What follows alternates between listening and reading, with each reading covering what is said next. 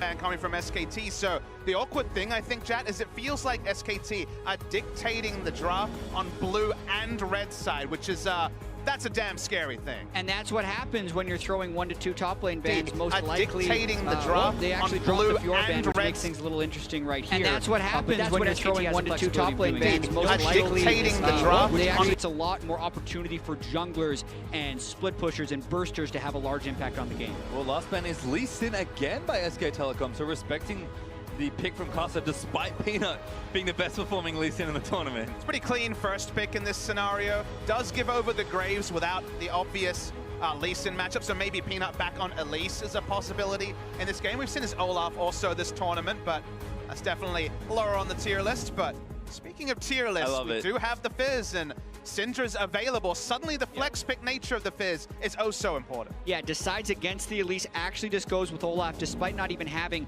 a haster on their team composition like a Karma or a Lulu. But the flexibility they get with the Fizz is very hard to discount, and they opted into the Olaf. They created this jungle pinch with the Lee Sin Graves, forcing Flashers to pick Graves, which made it so SKT could get the Fizz. And then they kind of get the mid pinch, because what has been all season the blind pick mid laner choice, it's been Syndra, and we know Faker loves to opt into the matchup. So now MMD can't get his flex top lane Fizz. That was the big pick for them to open up their wars and Barons against SKT in the second round robin. So already, I feel like SKT have jumped ahead and picked that. Well, kind of, I think expected it for Flash Rolls, but Tahm Kench was that pick. That's kind of that next tier of supports once the strong range reports are usually banned away. And I imagine Ashe here for Betty, unless there's a different plan. Okay, maybe swaps it up to something like Varus that's somewhat interchangeable, but you need to take AD here, give Betty something safe that he really knows his way around. Yeah, Varus and Ashe are his two most played right here. Varus has maybe a slightly higher chance of surviving a rampaging Olaf running towards him, but it would be very minor.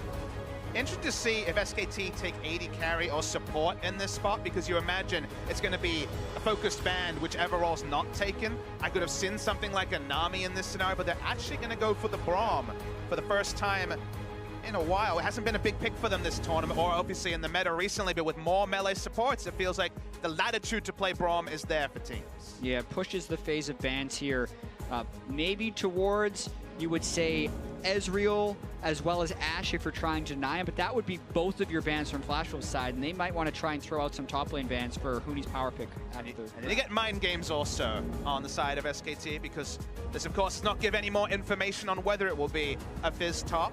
But when you do see a Rumble ban, you start wondering, okay, does that actually mean Fizz mid? Because Fizz traditionally does very well into the Rumble matchup, and mind games are real. I love it here, but there's a cog ban for Flash Wolves, and you have to think the other champion, we hit on Ashe, but Twitch has been the big one for Bang here. So I think Flash Wolves have to have that in the forefront of their mind and likely take it away. SKT, we'll see if they keep playing games or target another lane. It's just a kind of an interesting scenario, because usually when it's Twitch, it's either Karma and Lulu, those are the big picks there, and Tahm Kench early to open up the Twitch. This would just be Twitch because they're confident in playing Twitch. And when you have so much map pressure, so much map control, usually Twitch can be kind of that icing on the cake to really add extra implied pressure. But it's such a risky draft with basically no information. Yeah, and Flash Wolves isn't, in my opinion, gaining much out of the bans that they're throwing here. Bang is a tremendous Ezreal. His Ashe Braum is still going to be very strong. They're throwing AD carry ban out with Kog'Maw, and they're blocking that, so they do make sure to get rid of Fiora. I think that's the highest value ban they've had. But then look, he still gets the Twitch if he wants it. Just a few too many champions in the pockets, it feels like here at SKT. Always. I'm going to consider those for big. Yeah, there's a reason that these teams have such good drafts, because everyone can play just about everything. Yeah, and SKT had kind of an issue, you would say, in the group stage, being overly generic and not as aggressive in champ select as you would want. But I feel like even though they're banning out Karma, Lulu, and Lee Sin, all champions they can play, they really forced Flash Wolves into what SKT wanted Flash Wolves to take, and it allows SKT to build their own style in this game. Now you have MMD having to blind pick something against Huni, which again is kind of a scenario that sounds like something Flash Wolves couldn't opt into. They wanted to recreate their immaculate draft against SKT in the second round robin, but they don't have the latitude here. They're expecting Fizz top as a very realistic choice.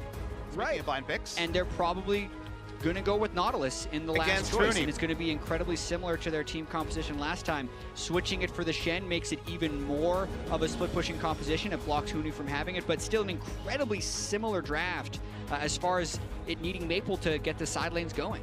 I mean, power in the right places for Flash Wolves, but SKT mixing it up a lot after that shielding comp in game number 1. Last pick, though, looks like they might be considering mid lane. That would send Huni on the Fizz to the top lane.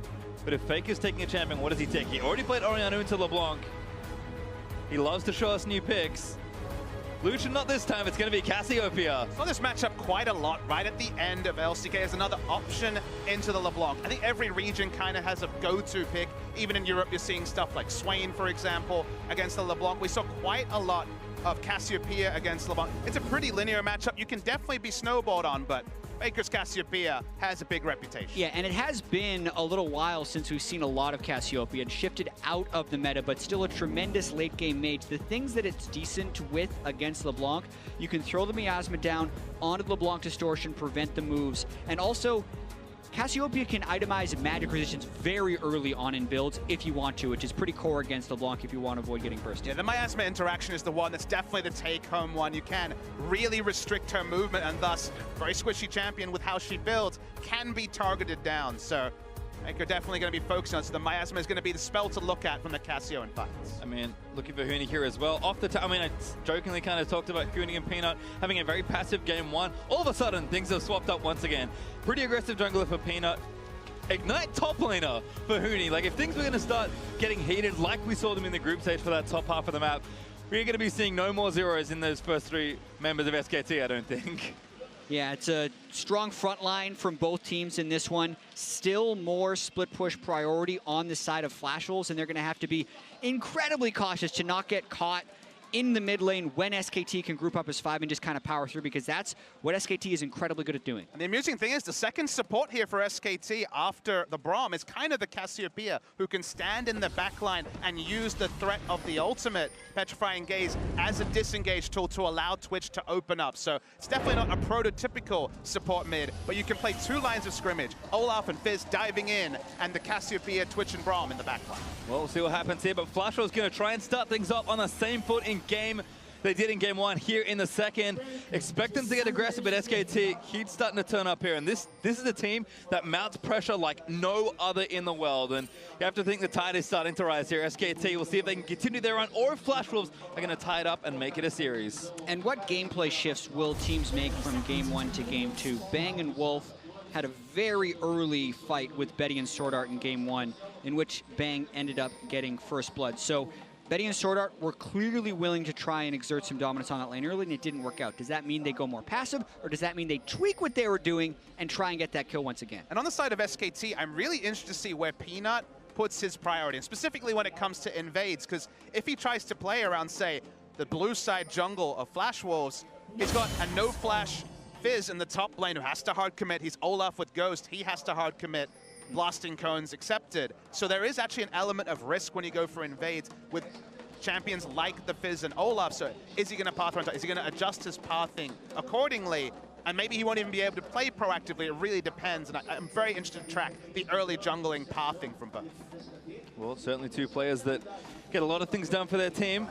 It's kind of the mark of a good jungler. Is Faker latewood onto the Raptors. Let's see what's going on. Maple, yeah, taking damage here. This he does a lot here at level 1. And there aren't that many level 1 champions that are super amazing, but Cassiopeia is one of them. Nice minion waves we have over here. Shame you can't come near them, is what Faker says to Maple. Yeah, Faker definitely knows the matchup. Getting an early amount of harass done onto Maple.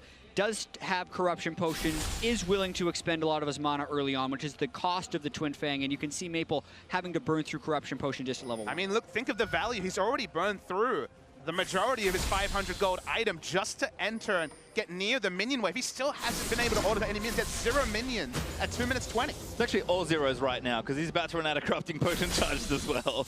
Yeah, and here's one of the minor tweaks. SKT banned LeBlanc every game of the group stage. They didn't have to. Faker knows how to play as and against LeBlanc. So really, 0 CS to 11 with the level 1 recall. That's what Faker... that's why you don't need to ban LeBlanc. And that was kind of the ban that jumped off the page. I mean, I didn't even really take, as the series went, the weeks go on, or sorry, the games went on, really take into account that they were banning LeBlanc on blue and red. It hasn't been something they've done in LCK very frequently. So leaving it open has been so tantalizing to both teams. Maple's opted into it twice, and this time around, oh boy, he's had a world of pain. Has to use the TP already. adds a control ward to his inventory item, so all consumables right now. You can see about 200 gold up for Faker early on, and that's pretty insane for an early advantage. Faker now goes back, control ward, Dark Seal, gonna keep that pressure going. Yeah, watching Maple CS here is kind of a weird thing, but it's like very satisfying to see him just try and fight against the levels, the lack of itemization, the lack of AP he has in the early game. So pressure game from Faker that honestly we haven't seen too much this tournament. It's been a lot of passive Orianna for the majority of the tournament. Big change there with the approach on the Cassiopeia. Well, didn't keep too tight track of the junglers, unfortunately, because of all the action in mid lane. But Carson and Peanut, both level 4, just farming up early as Faker added again onto Maple. Maple just getting run down every single time. Faker not going to make it a highlight just yet, but Maple's forced out again. Yeah, Faker's angry about something right here because he's just gone and gotten the Dark Seal. Maple was obviously unable to buy anything on the first wave, and he's also denying him CS at this phase. I mean, he's freezing the wave that, even though you could think, okay, well, he hasn't got teleport, push it in. No, no, no. Faker wants this scenario in mid to extend until he gets a kill or he forces the jungler to come and help push out, which of course Graves is uniquely good at, but Costa comes mid lane, that's so much extra latitude for Peanut, the other lanes to react. So Faker's trying to make this all about the mid lane in a way that games this tournament for SKT have not been. Well, if we look out of the mid lane, you see MMD and Huni trading up here in the top side.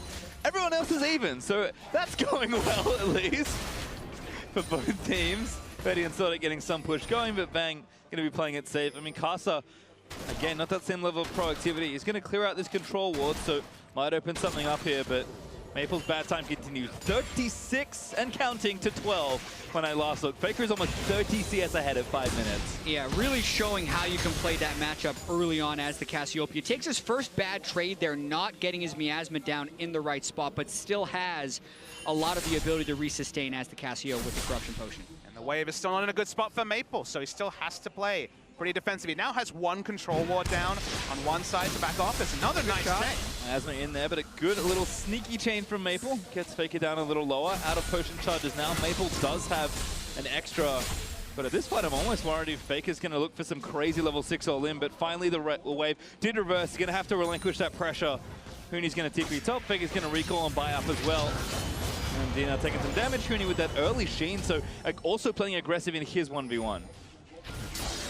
When you're laning against Shen, you have the latitude to go pretty much whatever itemization you're feeling. In other more tough matchups, Spectre's Cowl into Trinity Force is often the way, but Sheen against the Shen is just fine. Some Shens will just take a Tiamat early just to battle, but gonna go the respectful route of going towards Spectre's Cowl, and feels like even with the first itemizations, you kind of know how this lane's gonna play out. Yeah, and as soon as the teleport is down, Peanut's up there at the right time for a gank, but MMD played this one smart. The last thing that you want is to be pushed out of the lane after your teleport, because that's when you lose total control of the lane. Oh my goodness. The thing that Faker's doing is he's applying so much threat to Maple that he's never even getting off the second part of his chains. Maple again, big mini wave, gonna try and make something happen here. Gets the chain down, Carter also joining Stand United, gonna move in there as well, but Faker, as he sums, flashes away, and finally relinquishes some aggression. It took 3 people, and Maple will still have to recall just to get Faker's flash. That could subdue his aggression a little bit. Here comes Huni, though, trying to get something. Gets himself over the wall, so should be safe there. Huni only recently picked up his ulti, so I think the other reason why Peanut wasn't able to really force, and now the wave's pushed back, and MMD is going to have it in a better spot, but Maple almost on life support already. Negatron Cloak early will need every ounce of combat stat he can get, and Faker is going for that tier. His Casa been fished up there by Huni. Damage coming in. This looks like first blood ignite is there. Goodbye, Casa. MMD lost control of that top lane. Faker also controlling the mid lane so much. Karsa was in vision for pretty much the last minute, so Huni knew exactly where to find him. And when you're playing around mid lane, when you need to draw so many resources to get a micro win like the flash to relieve pressure, predictably, wards are going to go down in other areas that you can't keep tabs on everything. Huni just walked up. He didn't actually have vision, put down a control ward, ducked around the wall, hit a max range vision, ignite, goodbye Karsa. Right as the blue is respawning, Huni just trying to get vision on it and finds a Graves. Very nicely done. I feel like he didn't mean to auto-attack the controller, but his instincts just said, I have to do it. And as soon as Huni saw that, he's like, hey, you're dead. You cannot be staying there. Maple though backing onto Faker. Carter here as well, but Faker looking for a 1v2 perhaps. Damage is there. Gets the stun onto Maple. Now Peanut gonna make sure to protect his mid laner, so no heroics needed just yet. Faker drawing so much attention in this game and still applying his will. 40 CS up at 8 minutes now. Still his barrier as well throughout all of that chaos. I love that Bang's here as well, just to see if maybe something can be done. Was on a recall as it builds for the cover. Something can be done. Oh no, he can! On the Maple Chain, he's good with that force to fly. Whoops in here as well. It's a party in the mid lane, and Bang gets a second kill. Yeah, when Faker draws the reinforcements, when you've got the stealth from the Twitch, this can be the answer for SK Telecom. And on the desk, very rightly they called out that this tournament hasn't been about Faker, who's been fine, but we haven't seen the moments that were quintessentially Faker. This game, unfielding in front, the first 10 minutes of this game is the Faker show that we've been denied so far. And he hasn't even necessarily done the things that we called out that the Cassiopeia does against the LeBlanc. It was all about level 1, just out-trading by spamming, knowing that LeBlanc needs to proc the passive and can only do that if you're skilling E and landing the skill shot. Then they're also using the Twitch, something that is banned so much against Bang, waits for the distortion to come out, opens up, and everyone from SKT piles in. And bans is the big story. They may not have actually put too much time into LeBlanc and scrims because it was permabanned on both sides. It's up, it's Maple's LeBlanc. Maple is a famous historic LeBlanc player just like Faker. And for there to be just the outrageous CS advantage there is this game, lets you know that, there's a lot to be said about form being temporary and class being permanent, because Faker sure has been allowed the latitude to kind of be a secondary, tertiary carry. But also, you get games like this. I mean, Faker's only AP generating item is a Dark Seal. He's got a Catalyst and a Tear, and he's 2 levels ahead of Maple with maybe a record-breaking CS advantage at this point. Yeah, the all-time MSI record is 43 CS, and Faker just hit 45, so the largest CS at 10 anyone has ever had at MSI, Faker does in the semifinal. Against Maple in a semifinal, like to say. All right, now time for Ocean Drake, because Cassiopeia does a lot of damage to neutral objectives. No one is leaving their lanes for fear of dying, so an easy pickup there is MMD. Maybe going to get soloed here. Caster in the ignite, and the dot damage is enough. Huni burns one down. Caster too late. Well, if the last game looked close for the first 25 minutes, this one looked close for the first 25 seconds, and then Faker started casting spells onto Maple in the mid lane. SKT now winning all across the map. The scary thing is, if you're G2 or WE as well, I hope thought. Time in bottom lane, ulti there from Wolf with the glacial fission. Now Sorta going to get stunned up, but the Grey Health is there. Betty, a little too far away, and now SKT going to chase. Splash from Tom Kench might have been enough as the cast lands in. Good Winter's bite from Wolf. Does hit onto the Tom Kench, but SKT, no more kills just yet. Yeah, and tremendous discipline to not overdive, knowing that Shen's ultimate would be up if they were to get caught under the turret. Instead, they'll just take the turret damage. Fat wave here for SKT. Now the TP burnt by... Not a Shen, remember. MMD. Betty's staying here as well. Taunt's going to miss. Wolf hops away to an ally. He's giving up so much for teleporting in at that time, though. Fizz will be able to push in very easily into the top lane. Gonna see a replay of the solo kill. MMD walked up on half health. Didn't even hit the fish, but the ult was available here. It was a couple of damage rotations, but taunting aggressively and then flashing out is a bad look, you'd say, for MMD. Yeah, that's a really bad look. He had Karsa on the way, so they were probably calling, taunt him in the turret, then we're going to be able to get Graves on, but just not understanding the damage that Huni was going to be able to throw back onto him. Even the timing seems so early also in that scenario. As Maple's walking up to Faker, that hasn't worked out. This is disgusting. Fish isn't quite going to hit Maple. Lucky to get away from that dive. Great setup for SKT, but execution very slightly off. What I want viewers to take away is it's such a different draft from SKT because they banned both support champions. The Ivern was banned by Flash Rolls. It's a different type of game, and this is what we're seeing from SKT. They won with their game 1 comp, even if it was a little bit wonky at the start, and now they're just running over the same opposition in a totally different draft. Yeah, they were able to dictate to Flash Rolls, and it's not like SKT wasn't able to find success with the champions they would ban, because a lot of teams you would say, Peanut's the best Lee Sin here, why are you banning that? You're amazing at shield compositions with Bang, why are you banning Lulu and Karma? But SKT does that because of this, because they know they can win even harder when they switch the script and force flashes in a specific style. Then you're G2 or WE and you're prepping and you see both these things and you're like, okay, I guess we have to prep for everything. The stats, the lay of the land in the group stage has been turned on its head largely so far in this series. And now you basically have to prep for anything, which is exactly the mind game SKT want to pull on. Now what else do you expect from the best team in the world. They had a whole week to prepare. That's a lot for a team with this much talent, this infrastructure this good, and players like Faker. You want it to be a trap narrative, but it has so often been the case that whenever there is 3-4 days between match weeks, SKT will adapt to the tournament meta. We think back to MSI last year, where of course they lost 4 games in the regular season. As they're looking for a dive again on Maple. It's 2 levels between Maple and Faker. I mean, this team adapts well in 5 games. They had 5 days and more to try and get something done. And now Peanut and Faker grouped up to try and take a Tara Flash.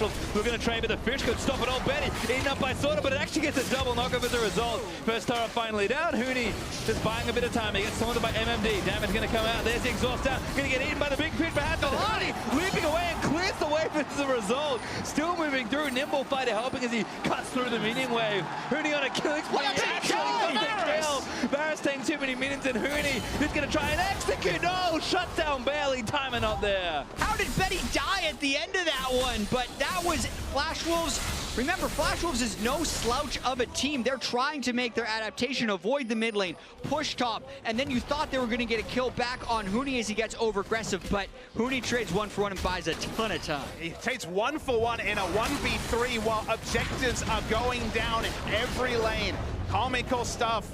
If you're an SKT fan, if you're a Flash Wolves fan, you'll wonder how this game escalated so quickly. The fadeaway ignite taking down the damage. We need to get a replay to confirm it, but my goodness. And this is the signature of SKT's play that I feel like they always have, especially with this lineup. They have the best cascading pressure of any team. Sure, their punish game's the best because they're the best team. That makes sense. But the way they manipulate the map to build leads as quickly as they do is why they're the best. Finally see the replay here. Hooney got optimistic, you could say, at best. Walks up, uses his E, and remember, you're not maxing E first as an on-hit Fizz.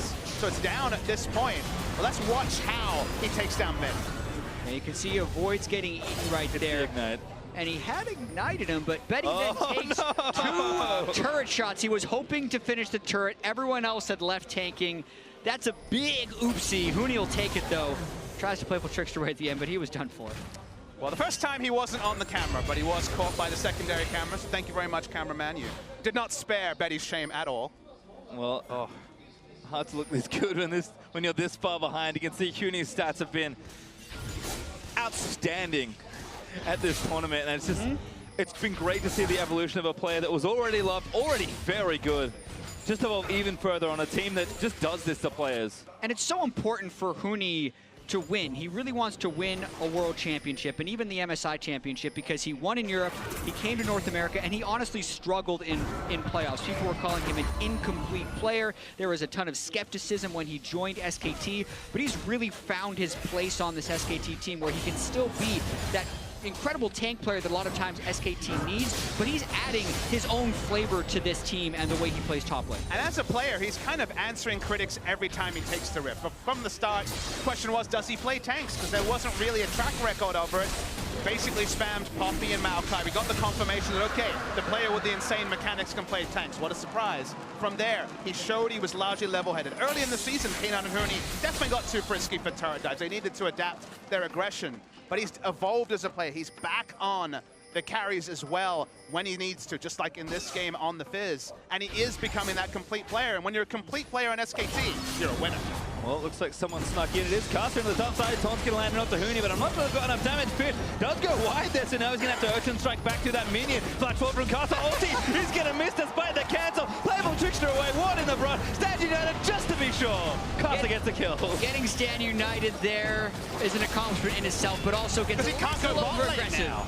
He can't go bot lane because he doesn't have the Stand United, so Shen's out of position. Yeah, you better flash Maple. Faker spots the LeBlanc, and Maple respectfully moves away. 3 turrets now for SKT as they take the tier 2 in the bottom. A trade for Flash Wolves as they take their first turret of the game.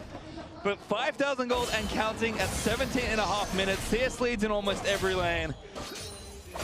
SKT putting on a show as always. Yeah, and pretty good scaling too when you consider the Cassiopeia and the Twitch. Definitely things that Flash Wolves need to be able to absorb, because they lose this game, they go down 2-0, and we usually see how that ends when they play SKT. So they need to do everything they can to regroup in this. You can see Huni, I like the plays them trying to go up there and punish Huni. They just haven't been there on the execution. They need to withstand the rest of SKT pushing through, because once again, there's not great initiation on SKT. And withstanding and absorbing pressure has been basically G2's big win condition so far this time. A lot of teams have been able to respect inaction or large inaction and just get through kind of mid-games where they're behind 5,000 to 7,000 gold and bring it to the late game. But when SKT get ahead, they push forward those wards, and when there's a twitch on the map, the safe objectives, the safe minion waves, you get much more conservative because you have to respect so many things at once, especially when Stan United is down, that it's so hard to lose the minimum against SKT, and especially SKT with Twitch. Well, might as well take Rift Herald because there's not a whole lot else to do on the map right now. I imagine it's going over to Huni. He's going to pick up the buff after SKT taken, and now power transfer to that left side. Going to try and take that MMD to start it off. There's a turret there as well out of the deal, but Bang wants to kill instead. Winter's Bite lands, but MMD back to the safety of his turret, although it's very temporary safety. Yeah, the Rift Herald on Twitch is actually very good. The extra burst damage it can add in the 1v1s is often enough to kill. Drawing in more members here are the Flash Wolves, try and keep this turret up as long as possible. They are playing the map, given they have the LeBlanc with teleport in the bot lane, but Huni's on a hunting mission, and looks like he's going damage second item, which is certainly not something we see a lot in Korea, but when you're this far ahead and when you want to just kill Shen repeatedly in the 1v1, why not pile on a Blade of the Ruined King? You are afforded some luxuries, and it looks like Blade of the Ruined King may be that very item Huni will be allowed to pick up here. Flash Wolves again, still defending SKT. Staying group, not trying to let anyone slip up here and gift gold over to the Flash Wolves. But again, they've just got all this pressure. Huni able to keep moving through. Faker is just standing strong in the mid lane, forcing Maple or whoever else back, because Faker himself is also so good in a 1v1. And then Bang, just chilling out. He's got the map open, a world at his feet, and maybe a 3v2 to start things off. Betty trying to stay near the Tom Kent. Stordart gobbles him up. And again, safe for now, but that turret's looking real unhealthy. Yeah, and they are getting out pressured in both soul lanes as well, which makes that hold even more difficult. It's a 2,000 gold lead for Faker in the mid lane. It's an 1,800 gold lead, plus the Rift Herald buff for Huni. So SKT actually pretty happy to keep this map spread out. When you see the Vamp Scepter on Huni, you know there's no way he's going for a team fight biz right here. He's really just trying to dominate that 1v1 versus Shen. Well, it looks like they're going to chase Maple, who's on the wrong side of the map. Dashes over to the wall, might be looking for an execute at this point. Needs to make it all the way to the fountain laser without getting tagged. Maple. One spell. Peanuts is lining up the last one. He's trying to trick. Oh, he finally got hit. Maple gives it up. He's like, all right, I'll fight you. Peanuts like, yep, I'll grab that one. I actually see some pings over onto the Baron as well. They're coming from Flash Wolves, but respecting the fact that Cassiopeia and Twitch do Baron very quickly. Add a Mountain Drake on top of that. Baron probably has about 7 seconds, even especially when you get up around 30 minutes. A little bit longer right now, but that's the type of time frame you're dealing with the late game Cassiopeia. And the kind of the part where you know this game is completely gone, it's not the replays, but it's that at 21 minutes with triple globals, remember it's Shen and 2 teleports, so Stan United and 2 global teleports, SKT is dictating every lane assignment. Everything Flash Wolves is reacting to. They tried once to put Maple on the bot lane to try and force something. He's still got wave clear. The Fizz shows up and he's forced out. But now they have those globals and they try and make something happen. This is an insanely hard force from Flash Wolves. Wolf's going to get chained up there. Maple going to follow on through. Glacial Bridger hops out. Might be enough to disengage it, but the damage still flowing in as SKT commit. They want to turn it around. Faker also here. Huni needs to land a big fish to start it off. He's going to miss it. No fight started by either. It's still odd numbers for SKT, but they have that giant gold lead, so they're trying to cut Flash Wolves off. I mean, they're outnumbered, but it doesn't really feel like it. Huni going to cut them off, ignites on the Betty and gets the grasp prop. Playable tricks is that. Ulti lands onto Faker, but Faker just going to stand and deliver. Peanut also there to try and get some front line down. The damage is immense, but it's not nearly enough. Flash Wolves just too far behind. Getting cut off by a true 4v5 with Ola slowly ambling towards the fight. Lets you know where the game is going. Flash Wolves do get out. They are forced to use some resources like the Stan United, like the teleport from LeBlanc, so the map plays will be even more one-sided for SKT for the next 3 to 5 minutes. But SKT do not grow their gold lead in that scenario. We've just breezed by the first 2 Drakes as well, but the second mountain is now spawning for SKT. It just feels like even in an even scenario with the globals, Flash Wolves were going to have a ton of trouble trying to contest, but again, they'll move back down. They've got plenty of damage to get it done. Faker's even counter-jungling on the Cassiopeia. And that pressure just keeps mounting. SKT are this rising tide. In game one, you felt that pressure mount up and they were able to win. This game is significantly more one-sided. And Flash was starting to run out of room. Has a player ever decided a game more at 0-0-0 scoreline than Faker this game? He has no kill involvement, but literally the whole game has been run off his mid lane pressure from level 1. And it feels like every other kill is just a meatless stat line compared to Faker's impact. He has completely taken LeBlanc out of the game. Maple has had no impact and been a negative amount of pressure in the mid lane. Double Mountain also, I would argue, is one of the better Drake combinations for Cassiopeia, since one of the threats of Cassiopeia is the incredible amount of sustained damage that she can deal to Baron with Twin Fang as well as poisoning. It's just going to be even faster now with Double Mountain, which will force Flash Wolves into these really dangerous face checks around the Baron area. And I mean, Flash Wolves might not even have time because Hooney's just finished his Blade of the Ruin King running straight down to the bottom lane to contest the Shen. I mean, they could probably put 2.5 people on the Baron and it will die pretty quickly. Hooney's going to create the sideline pressure. SKT will do their due diligence as always. Get the lanes pushing, get the vision down. No team takes over a map better than SKT, and this Baron is all but an eventuality. Yeah, Faker and Wolf could two-man Baron at this point in the game. It actually would be able to be possible, especially with the Ocean Drake on top of that one, but they're just making sure they're getting their waves in the right spot. They're doing this Baron properly. No reason not to. And now they're in the area on Flash Wolves. They see those wards get hit down by Wolf. They see them moving into the jungle. You know what they're trying to do, but the question is, can you even stop it at this point? I mean, this is no good decisions. Hooney's down bot lane with a stack of AD and a Trinity Force, happy to split push. They have to react to that. They have to stop the Baron going down. MMD's not going to get free time to ult in without there being significant damage to the bot lane turret. And even though Hooney doesn't have his teleport, that coming up will just be the last piece of the puzzle for Flash Wolves to watch the Baron be started and basically say, well, we're going to try something. Faker stealing blue as well means that he's not going to run out of mana trying to do the Baron, which is maybe a concern. And you may have talked about it. Wolf and Faker are on the objective. Nice blue trigger from Flash Wolves just to spot it out. But that may be a real thing. Faker's going to start it. Wolf's going to join him. Just testing, seeing where Flash Wolves are. Kaza, miasma'd up. Winter's Blast going to miss. Faker's just going to chase forward, force the gobble from Sword Art. Faker not done. But Seraph's going to get chained up by Maple, but Maple does pitiful damage at this point. And that's Faker understanding vision as well as his own strength. He knows he's not going to get turned around on because 4 members of his team were missing, but it was just him and Wolf that were walking into the entire Flash Wolves team. They pushed him back. Look at this Baron drop. Wolf's just going to zone them out of the way. The rest of the team finished it already dead before Flash Wolves get anywhere close.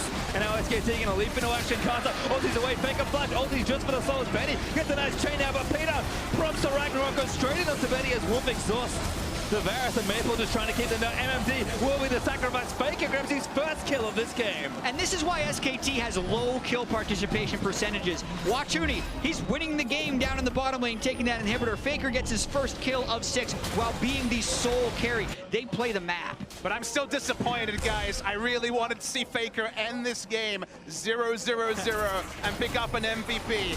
Make me smile as an analyst, but picks up the scoreline. Scoreline ruined now. Sorry, Faker. Well, Sorta, good pluck again. Manages to prevent his teammate from dying to Hooney, who is running a rampage here. 1v3 on this inhibitor. Might just try and take it and win them, but Betty's going to be the first target. Ignite is done. Betty burns the flash. Hooney does not care. Gets a 1v3 kill. Might get out or get another kill, but SKT, the rest of them now, a call to arms to reinforce. Casted it to Wolf, he gets him with a Q. Sorta just melts under all the damage, and Faker leaps towards the fountain to barely miss getting Maple. We have seen some crazy games this tournament. We have seen Peanut pick up 14 kills in 11 minutes, and still this game surprises me the most. Faker's performance, outstanding. They're looking to dive the fountain, you know, whatever, and end the game. I mean, the first game ended pretty quickly. This one's going to be even faster. SKT going to take down yet another Nexus and push Flash Wolves to the limit.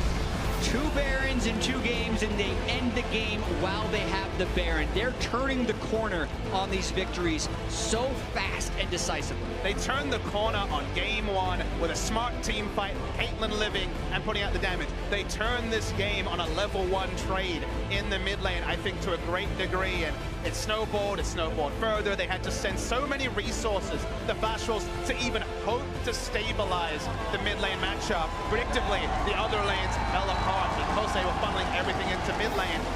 SKT turned on the style, and there was only ever one winner in this game. Yeah, and we heard Bang at the start of the day talk about wanting to get rid of the perception that Flash Wolves can beat the Korean teams, because they were actually